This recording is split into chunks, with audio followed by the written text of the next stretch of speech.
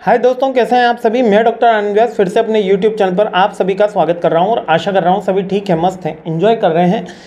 Subject चल रहा है ऑपरेशन मैनेजमेंट। अंतिम प्रहार की सीरीज चल रही है, द मोस्ट इंपॉर्टेंट क्वेश्चन की सीरीज आ चुकी है। इस सीरीज को देखने से पहले मैं वही बात आपको फिर से दोहराता हूं कि पहले डिटेल वीडियो देखेंगे, इसके बाद इस सीरीज पर आएंगे। पहले डिटेल वीडियो कंप्लीट करना जरूरी है। देखिए, इंपॉर्टेंट क्वेश्चन और काफ़ी बड़ा इसका सिलेबस है। ओएम का syllabus is the one of the biggest syllabus in MBA second same exam. ठीक है कि मतलब कोई भी सब्जेक्ट का इससे बड़ा सिलेबस तो नहीं है।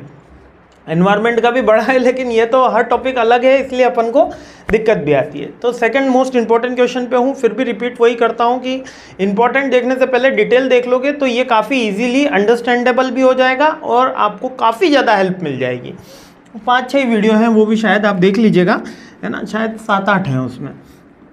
ठीक है, सेकंड मोस्ट इंपॉर्टेंट क्वेश्चन पे आ गया हूँ और उसके बाद एक हमारी अनाउंसमेंट, स्पेशल ऑफर अभी चालू है कि आप सारी के सारा पूरा MBA कोर्स हमसे बाय कर सकते हैं। 499 रुपीज़ में है। ई बुक इसकी अवेलेबल है और 1500 प्लस यूनिट्स अब तक बिक चुकी है। तो उन सभी विद्यार्थियों के लिए बहुत बहुत धन्यवाद। यदि बुक के अंदर भी कोई दिक्कत आती है तो आप मुझे इंस्टा पे DM कर सकते हो, या आप यहाँ पर कमेंट में भी बोल सकते हो, या हमारी वेबसाइट जो बन चुकी है www.dranandvyas.com पे, वहाँ पे भी जाके मैसेज अपना छोड़ सकते हैं। ठीक है, बुक रिलेटेड क्वेरी वहाँ पे सॉर्ट आउट हो जाएगी। ठीक है, तो ये अपना ऑफर ऑलरेडी चल रहा है, आप सबको पता ही है, बहुत से जने खरीद भी चुके हैं। ठीक है, जिसके अंदर डिटेल शॉर्ट नोट सारी की सारी चीज़ें हमने अवेलेबल करा दी है। ठीक है, अब सेकेंड मोस्ट इंपॉर्टेंट क्वेश्चन पे आ जाते हैं। Production technology, types of manufacturing process and productivity. अच्छा, ये जो प्रोडक्टिविटी है ना, ये हमेशा पार्ट B में पूछा गया क्वेश्चन है, इसलिए मैंने इसको यहाँ पर इंक्लूड कर दिया। ठीक है, पार्ट C के अंदर डायरेक्टली प्रोडक्टिविटी नहीं पूछते हैं, पार्ट B के अंदर बार बार ये क्वेश्चन आता ही है। प्रोडक्टिविटी क्या होती है, इसके इंप्रूवमेंट कैसे कर सकते हैं, कौन से फैक्टर्स हैं जो प्रोडक्टिविटी को इफेक्ट करते हैं। ये अगर पार्ट C के अंदर भी आ सकता है, ऐसा नहीं है कि इसका वेटेज नहीं है, लेकिन अधिकतर हमने पार्ट B के अंदर इसको देखा है।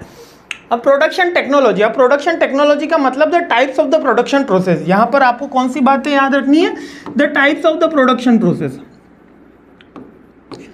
Types of the production process. ठीक है, अब प्रोडक्शन करना है तो इसका मतलब अपन को पता होनी चाहिए।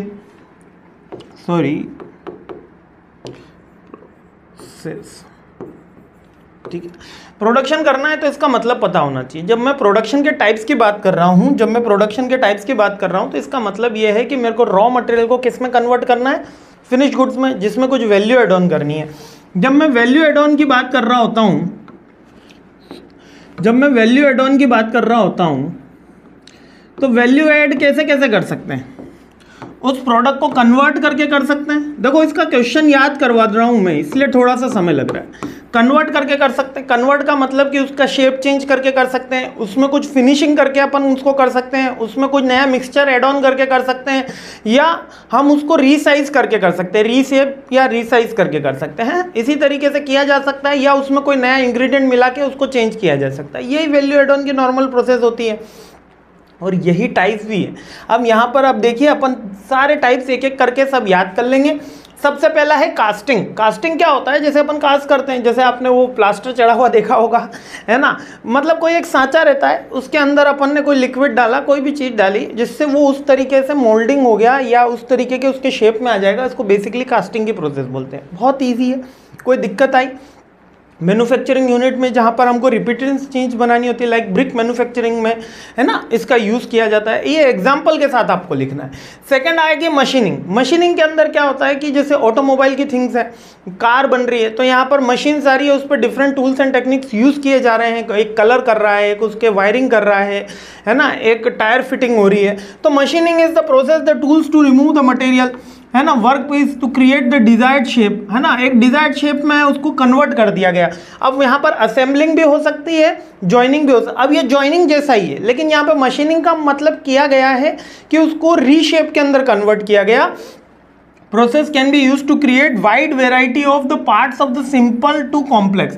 Wide variety of the parts यानी कि हमको नट बनाने, इस तरीके की चीजें। लेकिन यदि मैं केवल असेंबल कर रहा हूं तो उसको बोल देंगे जॉइनिंग। यानी कि गाड़ी खड़ी है, आपने कोई गाड़ी, जैसे कि कार बनती है, सॉरी अपन कार की बस पे चलते हैं, बस बनती है, बस बन रही होती है तो उसका एक पहले ढांचा बनाया जाता है, फिर सारे पार्ट्स वहाँ पे असेंबल कर दिए जाते हैं, तो ये जॉइनिंग होगी। मतलब कि ऑलरेडी पार्ट्स अवेलेबल हैं, केवल इसको ज्वाइन करा गया। जैसे मोबाइल, ठीक है, मोबाइल में डिफरेंट पार्ट्स लगे हुए होते हैं, स्क्रीन अलग है, आपकी रैम अलग है ना, कैमरा अलग है। इसको ज्वाइनिंग का जहाँ पे प्रोसेस हो रहा है वो ज्वाइनिंग की मैन्युफैक्चरिंग प्रोसेस हो गई।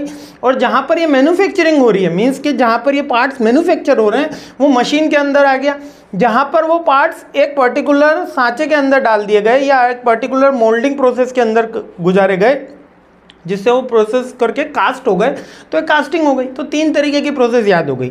सर देखो, कास्टिंग के अंदर हम क्या करेंगे, किसी भी प्रोडक्ट को किसी भी पर्टिकुलर शेप के अंदर रीसाइज कर देते हैं। मशीन के अंदर हम क्या करते हैं सर, उसको बना रहे होते हैं, उसके डिफरेंट एट्रीब्यूट्स को ऐड कर रहे होते हैं, डिफरेंट एट्रीब्यूट्स को हटा रहे होते हैं with the help of the technology या मैन मेड।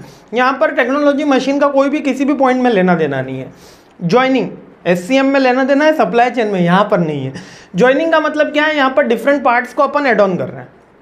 तीनों पॉइंट समझ में आ गए। देखो, पहला क्या है, कास्टिंग, दूसरा क्या है, कास्टिंग और मोल्डिंग साथ में है ना, दूसरा क्या करा अपन ने, मशीन का यूज करा, और तीसरा क्या करा, जॉइनिंग करा, और फोर्थ क्या है, शेयरिंग। शेयरिंग क्या होता है, जैसे जो फर्नीचर का काम हो रहा होता है, सुथार वगैरह जो काम करते हैं, जैसे कि एक बड़ी सी आप लकड़ी लाए, उसको अच्छा सा काट कूट के आपने एक रीसाइज कर दिया, तो शेयरिंग फॉर्मिंग के अकॉर्डिंग आ गया।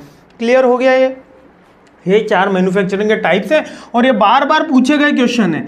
यानी कि आप देखिए, सबसे पहले आपको लिखना है कास्टिंग, ठीक है, कास्टिंग और मोल्डिंग साथ में आ गया, फिर मशीन आ गया, फिर जॉइनिंग आ गया, और फिर शेयरिंग आ गया। कोई दिक्कत आई इन चारों में? बहुत ईजी है ना। देखो, ये टाइप्स ऑफ प्रोसेस अलग सा क्वेश्चन है। अब आ जाते हैं प्रोडक्टिविटी के ऊपर। प्रोडक्टिविटी क्या होती है? मिस्टर पिंटू, हमारे मिस्टर पिंटू 1 घंटे के अंदर 40 यूनिट बना रहे हैं। It's mean the productivity. अब वो हाई है, लो है, बिलो एवरेज है, अपर एवरेज है, वो डिफरेंट पॉइंट है। उसके लिए कंपेयर करने के लिए हमें कुछ स्टैंडर्ड चाहिएगा, या मिस्टर किसी एक चिंटू जी का आउटपुट चाहिएगा। अगर मिस्टर चिंटू जी मान लेते हैं 60 यूनिट्स बना रहे हैं पर आवर में, और स्टैंडर्ड जो टाइम है वो हमारा 50 यूनिट का है पर आवर, तो हम कहेंगे कि मिस्टर पिंटू ने जो है उसका प्रोडक्शन कम किया है। Getting my point? ये बात आपको समझ में आ गई। तो प्रोडक्टिविटी का ये मतलब नहीं है कि उसने कितने यूनिट बनाए। बिल्कुल, हम उसकी जब प्रोडक्टिविटी का मतलब निकालते हैं तो उसका सर्टेन काइंड ऑफ अच्छे के अंदर ले लेते हैं ना। यहाँ पर आपको ये समझना है, एक सर्टेन टाइम के अंदर, एक सर्टेन टाइम फ्रेम के अंदर एक सर्टेन लेवल का प्रोडक्शन प्रोडक्टिविटी कहलाता है। प्रोडक्टिविटी हाई है, लो है, वो इसके आगे का पैरामीटर है। प्रोडक्टिविटी का मतलब तो यहाँ तक खत्म हो जाता है कि 1 घंटे के अंदर, 10 मिनट के अंदर, 1 दिन के अंदर, 1 हफ्ते के अंदर, 1 वीक के अंदर एक पर्टिकुलर यूनिट ने, एक पर्टिकुलर ह्यूमन ने कितने प्रोसेस करके आउटपुट प्रोड्यूस करा। मिस्टर पिंटू ने 1 घंटे के अंदर 40 यूनिट प्रोड्यूस करी, तो इनकी प्रोडक्टिविटी कितनी हुई? 40 यूनिट। अब ये कंपेयर करूंगा तब हाई और लो पता चलेगा। ये बात समझ में आ गई? यदि मेरे को हाई प्रोडक्टिविटी चाहिए होगी तो क्या करना होगा? अब ये क्वेश्चन पूछा जाता है, देखो एग्जाम में, the factors affecting the productivity. अब प्रोडक्टिविटी का मतलब पता चल गया, अब आप सब क्वेश्चन लिख सकोगे। अब नोट्स के अंदर भी मैंने ऐसे ही लिख रखा है, जैसे मैं बोल रहा हूँ वैसे मैंने उसके अंदर लिख रखा है कि प्रोडक्टिविटी में कौन कौन से फैक्टर अफेक्ट करते हैं। भैया, वहाँ का वर्किंग एनवायरनमेंट इफेक्ट करेगा, ठीक है, बंदे की स्किल इफेक्ट करेगी, टेक्नोलॉजी उसके पास है वो इफेक्ट करेगी ना। देखा, वर्किंग एनवायरनमेंट इफेक्ट करेगा, टेक्नोलॉजी इफेक्ट करेगी, वहाँ पे उसके पास कौन सी स्किल्ड है, स्किल्ड वर्कर है तो ज़्यादा प्रोड्यूस करेगा, सेमी है तो कम करेगा, अनस्किल्ड है तो और से कम करेगा। ये 3 पैरामीटर आपको साथ समझ में आई। अब यही फैक्टर्स बार बार पूछे जाते हैं। सबसे पहला आ गया, देखो, टेक्नोलॉजी, फैक्टर्स अफेक्टिंग प्रोडक्टिविटी। कौन कौन से फैक्टर्स अफेक्ट करते हैं? पहला technology, second worker force skill, यानी कि अनस्किल्ड है, स्किल्ड है, रिसोर्स अलोकेशन, अब टेक्नोलॉजी भी लिखा है और रिसोर्स, केवल पॉइंट बढ़ाए वापस से बुक ने। रिसोर्स अलोकेशन के मीन्स के पास उसके पास कितने रिसोर्सेज अवेलेबल हैं, कितना मतलब इक्विपमेंट अवेलेबल है। अब किसी के पास एक स्क्रू ड्राइवर है और किसी के पास वो मशीन है, तो वो उससे जल्दी कर पा रहा है और वो स्क्रू ड्राइवर से लगा हुआ है, तो डिपेंड करता है कि कितने उसके पास रिसोर्सेज है। Management and leadership, management and leadership is the fundamental. अगर पूछ लेता है कि सबसे ज़्यादा इम्पैक्ट किन चीज़ों का आता है, तो मैनेजमेंट एंड लीडरशिप का इम्पैक्ट आता है थ्रू देयर मोटिवेशन। तो यहाँ पर मैनेजमेंट और लीडरशिप भी, अगर कम्युनिकेशन उनका क्लियर है, अगर डायरेक्शन क्लियर है, अगर कोऑर्डिनेशन क्लियर है, तो प्रोडक्टिविटी हाई होगी। अगर मैनेजमेंट की डायरेक्शन, कंट्रोल या कह सकते हो कोऑर्डिनेशन, अगर तीनों में से भी कोई भी इधर डाउन है, तो प्रोडक्टिविटी क्या हो जाएगी, लो हो जाएगी। वर्क एनवायरनमेंट ऑलरेडी अपन ने डिस्कस कर लिया, टेम्परेचर हो सकता है, कंडीशन हो सकती है, कुछ भी हो सकता है।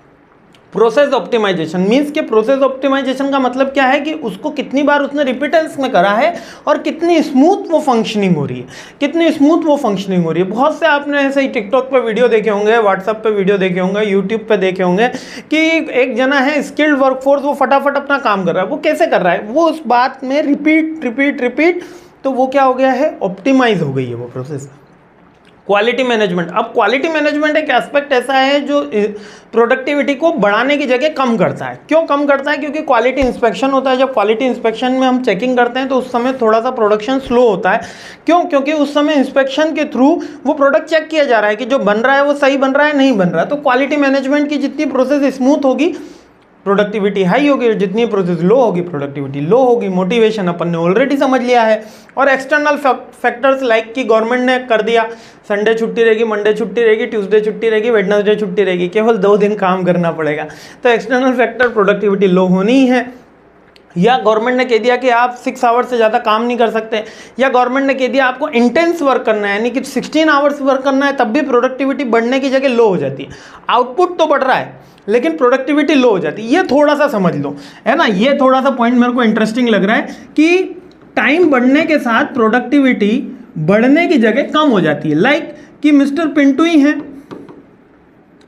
ठीक है, इन्होंने स्टार्टिंग 8 आवर्स जो काम किया, इसमें इन्होंने 60 यूनिट्स पर आवर प्रोड्यूस करा।